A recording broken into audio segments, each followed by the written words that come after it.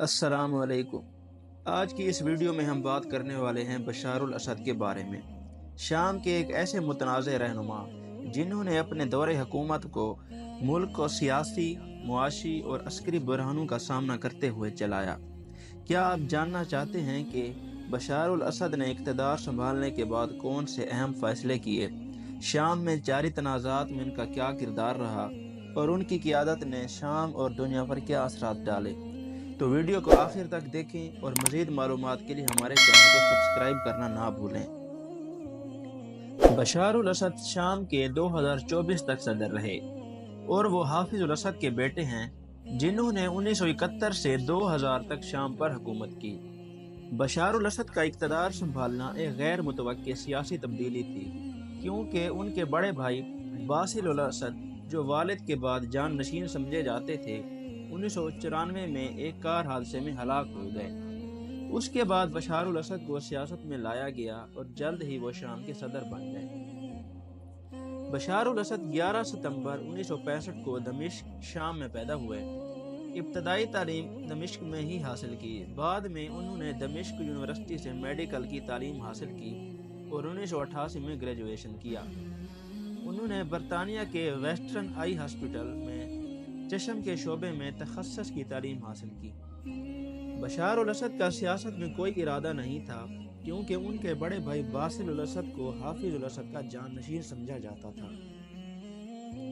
1994 میں باسل کی موت کے بعد بشار کو شام واپس بلایا گیا اور انہیں فوج اور سیاست کی تربیت دی گئی۔ انہیں جلد ہی فوج میں ترقی دی گئی اور 1999 میں کرنل بنایا گیا۔ 2000 میں حافظ الاسد کے انتقال کے بعد بشار الاسد کو باس پارٹی اور فوج کی حمایت حاصل ہوئی۔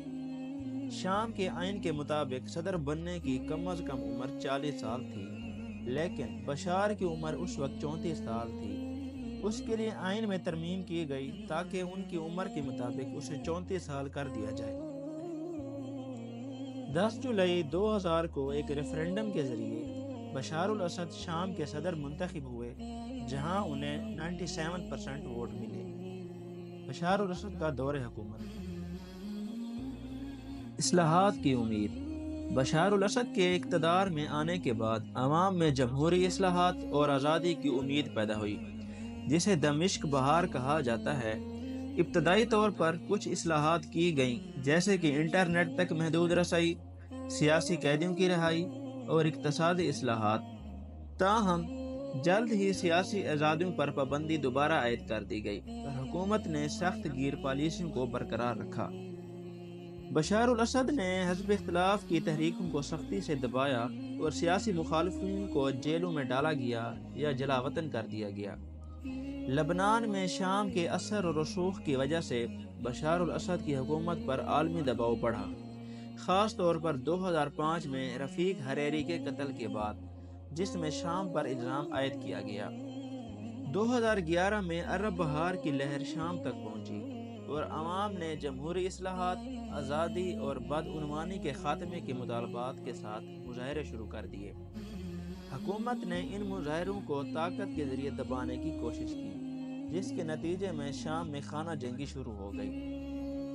خانہ جنگی میں لاکھوں افراد ہلاک اور بے گھر ہوئے اور شام میں انسانی بحران پیدا ہوا۔ بین الاقوامی مداخلت۔ خانہ جنگی کے دوران بشار الاسد کی حکومت کو روس اور ایران کی حمایت حاصل رہی، جبکہ مختلف باغی گروپوں کو مغربی ممالک اور خلیجی ریاستوں کی حمایت حاصل ہوئی۔ 2013 میں شام میں کیمیائی ہتھیاروں کے استعمال کے الزامات لگائے گئے، جس پر عالمی برادری نے سخت رد عمل کا مظاہرہ کیا۔ روس کی مداخلت۔ 2015 کے بعد بشار الاسد کی حکومت کو باغی گروپوں کے خلاف نمایاں فائدہ ہوا اور کئی علاقوں پر دوبارہ کنٹرول حاصل کرنے میں وہ کامیاب ہو گئے۔ بشار الاسد کی حکومت کے دوران ہونے والے مظالم کی تفصیل خاص طور پر 2011 میں شروع ہونے والی شام کی خانہ جنگی کے دوران سامنے آئی۔ ان مظالم نے شام کو انسانی حقوق کی بدترین خلاف ورزیوں کا میدان بنا دیا، جس کی وجہ سے لاکھوں افراد متاثر ہوئے۔ ذیل میں بشار الاسد کی حکومت کے خلاف ہونے والے مظالم کی تفصیل دی جا رہی ہے، جو کہ بشار الاسد کی حکومت نے مظالم کیے۔ پرامن مظاہرین پر تشدد۔ 2011 میں جب عرب بہار کے تحت شام میں جمہوری اصلاحات کے لیے پرامن مظاہرے ہوئے تو بشار الاسد کی حکومت نے مظاہرین پر طاقت کا بے دریغ استعمال کیا۔ دارا شہر میں بچوں پر تشدد اور ان کے ساتھ بدسلوکی کی گئی، جس کے بعد احتجاج نے بہت ہی زیادہ شدت اختیار کر لی۔ فورسز نے پرامن مظاہرین پر فائرنگ کی، جس کے نتیجے میں ہزاروں افراد ہلاک اور زخمی ہوئے۔ اجتماعی گرفتاریاں اور تشدد۔ حکومت نے ہزاروں سیاسی مخالفین، صحافیوں اور انسانی حقوق کے کارکنوں اور عام شہریوں کو گرفتار کیا۔ جیلوں میں تشدد، جنسی زیادتی اور غیر انسانی سلوک عام تھا۔ سیدنایا جیل کو خاص طور پر بدترین تشدد کے لیے بدنام کیا گیا۔ انسانی حقوق کی تنظیموں کے مطابق جیلوں میں قیدیوں کو بھوک، بجلی کے جھٹکے اور جسمانی اذیت کا نشانہ بنایا جاتا تھا۔ کیمیائی ہتھیاروں کا استعمال۔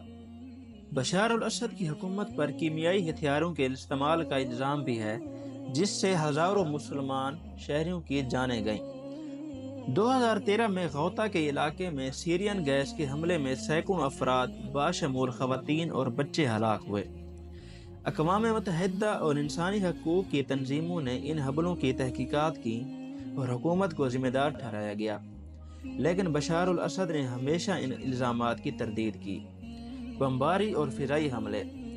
شامی حکومت نے شہریوں اور دیہاتوں پر فضائی حملے اور بمباری کی، جس سے بڑی تعداد میں عام شہری اور زخمی ہوئے اور ہلاک ہوئے۔ حلب، حمص اور حما جیسے شہروں میں حکومت فوج نے باغیوں کے خلاف کارروائی کے دوران بے گناہ شہروں پر بھی حملے کیے۔ بیرل بمباری میں عام گھروں، ہسپتالوں اور سکولوں کو نشانہ بنایا گیا، جس سے بنیادی ڈھانچہ مکمل طور پر تباہ ہو گیا۔ محاصرے اور بھوک کو بطور ہتھیار استعمال کرنا۔ حکومت نے مخالف علاقوں کا محاصرہ کیا، اور جس سے وہاں خوراک، پانی اور طبی امداد کی قلت پیدا ہو گئی۔ غوطہ اور مدیہ جیسے علاقوں میں بھوک کے باعث سینکڑوں افراد ہلاک ہو گئے۔ اقوام متحدہ نے ان محاصروں کو انسانی حقوق کی خلاف ورزی قرار دیا۔ جبری نقل مکانی اور پناہ گزین بحران۔ خانہ جنگی اور حکومتی مظالم کی وجہ سے کروڑوں شامی شہری شہید ہو گئے اور کروڑوں بے گھر ہو گئے۔ لاکھوں افراد نے دوسرے ممالک میں پناہ گزین کی حیثیت سے پناہ لی، جس سے شام میں انسانی بحران پیدا ہوا۔ حکومت نے باغیوں کے زیر قبضہ علاقوں سے عام شہریوں کو جبری طور پر نکال کر آبادیاتی تبدیلی کی کوشش کی۔ ایمنسٹی انٹرنیشنل اور ہیومن رائٹس واچ جیسی تنظیموں نے بشار الاسد کی حکومت کے تحت ہونے والے مظالم کی کئی رپورٹس جاری کی۔ رپورٹس میں قتل عام، اجتماعی قبریں، جنسی تشدد، جبری گمشدگیوں اور شہریوں کو نشانہ بنانے کی تفصیلات شامل ہیں۔ اقوام متحدہ نے شام میں جنگی جرائم کے تحت تحقیقات کی اور حکومت کو ذمہ دار ٹھہرایا، لیکن عالمی سطح پر کوئی بڑا اقدام نہیں لیا گیا۔ امریکہ، یورپی یونین اور دیگر مغربی ممالک نے بشار الاسد کی حکومت پر پابندیاں عائد کی۔ روس اور ایران کی حمایت سے بشار الاسد کی حکومت نے اپنی پوزیشن مضبوط رکھی اور بین الاقوامی دباؤ کے باوجود حکومت کو برقرار رکھا گیا۔ 2018 میں ڈوما پر ایک اور کیمیائی حملے کے بعد امریکہ، برطانیہ اور فرانس نے شام پر محدود فضائی حملے کیے، لیکن یہ حکومت کے خاتمے کا نہ باعث بن سکے۔ شام میں کیا ہوا؟ بشار الاسد کی حکومت کیسے گری؟ شام میں اسد خاندان کے 50 سے زائد سالوں پر محیط دور حکمرانی کا تب خاتمہ ہو گیا جب اپوزیشن فورسز نے ایک بڑی کارروائی کے بعد دارالحکومت دمشق پر کنٹرول حاصل کر لیا۔ بشار الاسد کی حکومت کے خلاف اپوزیشن کے باغیوں کی حالیہ کارروائی کے آغاز سے اسد حکومت کے خاتمے تک کب، کیا اور کیسے ہوا، اس کا مختصر احوال کچھ اس طرح ہے۔ دارالحکومت کی آزادی کا اعلان۔ اتوار کی صبح دارالحکومت میں داخل ہونے والے حیات تحریر الشام کی اپوزیشن فورسز نے صدر بشار الاسد کے اقتدار سے شام کو آزاد قرار دے دیا۔ رپورٹس کے مطابق باغیوں کے دمشق میں داخل ہونے کے بعد سابق صدر بشار الاسد دمشق سے فرار ہو گئے، جس کے بعد افواہیں سامنے آئیں کہ ان کا جہاز کریش ہو گیا ہے اور ممکنہ طور پر بشار الاسد اپنے خاندان کے ہمراہ جاں بحق ہو گئے ہیں۔ تاہم بعد میں ان افواہوں نے دم توڑ دیا جب روسی ذرائع سے یہ خبر سامنے آئی کہ بشار الاسد ماسکو میں ہیں اور روس نے انہیں باشمول اہل خانہ سیاسی پناہ دی ہے۔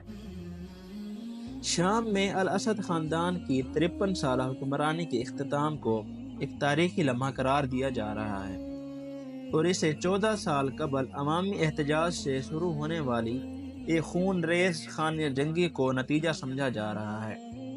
یہ سب کیسے شروع ہوا؟ شام میں اپوزیشن جنگجوؤں کے ایک اتحاد نے 27 نومبر کو حکومت کی حامی فورسز کے خلاف ایک بڑی کارروائی کا آغاز کیا۔ اس کارروائی کے تحت پہلا حملہ ادلب اور حلب کے درمیان فرنٹ لائن پر کیا گیا۔ اپوزیشن فورسز 3 دن کے اندر شام کے دوسرے بڑے شہر حلب پر بھی قبضہ کرنے میں کامیاب ہو گئی۔ اسد حکومت کے خلاف اس مہم کی قیادت حیات تحریر الشام کے سربراہ ابو محمد الجولانی کر رہے تھے، جس میں ان کے ساتھ نیشنل فرنٹ فار لبریشن، احرار الشام، جیش الاعضاء اور نور الدین ازکی تحریک سمیت اپوزیشن کے دیگر گروہ بھی شامل تھے، جبکہ ترکی کی حمایت یافتہ شامی نیشنل آرمی کے گروپس بھی اس کارروائی کا حصہ رہے۔ کیا پورا شام اپوزیشن کے قبضے میں ہے؟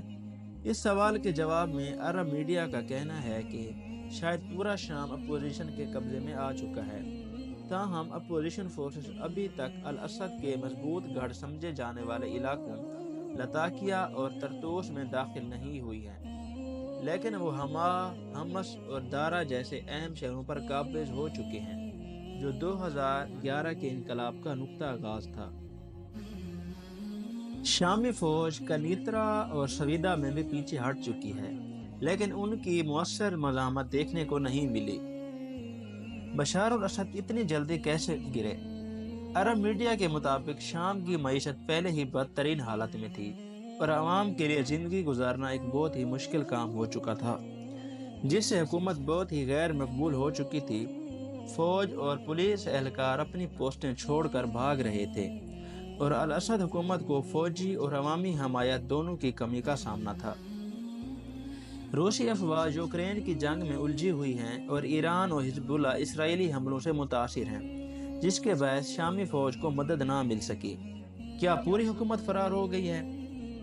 عرب میڈیا کے مطابق بشار الاسد کے ملک سے فرار ہونے کے باوجود پوری حکومت فرار نہیں ہوئی ہے۔ شامی وزیر اعظم محمد غازی الجلالی دمشق میں موجود ہیں اور انہوں نے کہا ہے کہ وہ حکومت کے امور جاری رکھنے کے لیے موجود رہیں گے۔ مجاہدین کے کنٹرول سنبھالنے اور بشار الاسد کے ملک سے فرار ہونے کے بعد دمشق، حمص اور دیگر شہروں میں جشن کا سماں تھا اور لوگوں نے انقلابی پرچم لہرائے، ٹینکوں پر چڑھ کر خوشی کا اظہار کیا اور حافظ الاسد کے مجسمے گرا دیے۔ مساجد میں دعائیں کی گئی اور عوامی مقامات پر لوگ جشن مناتے اور نعرے لگاتے رہے۔ سیدنایا جیل میں کیا ہوا؟ اپوزیشن جنگجوؤں نے حکومت کے زیر انتظام جیلوں کے دروازے کھول دیے اور ضمیر کے قیدیوں کو رہا کر دیا گیا۔ حیات تحریر الشام نے اعلان کیا کہ سیدنایا جیل میں ظلم کے دور کا خاتمہ ہو چکا ہے۔ شام میں بشار الاسد کی حکومت کا تو خاتمہ ہو گیا، تاہم اب آگے کیا ہوگا یہ ابھی واضح نہیں ہے۔ وزیر اعظم الجلالی نے کہا ہے کہ ان کی کابینہ عبوری حکومت کے قیام کے لیے اپوزیشن کے ساتھ تعاون کے لیے تیار ہے۔ حیات تحریر الشام کے سربراہ الجولانی نے کہا کہ عوامی ادارے عبوری مدت کے دوران وزیر اعظم کی نگرانی میں رہیں گے۔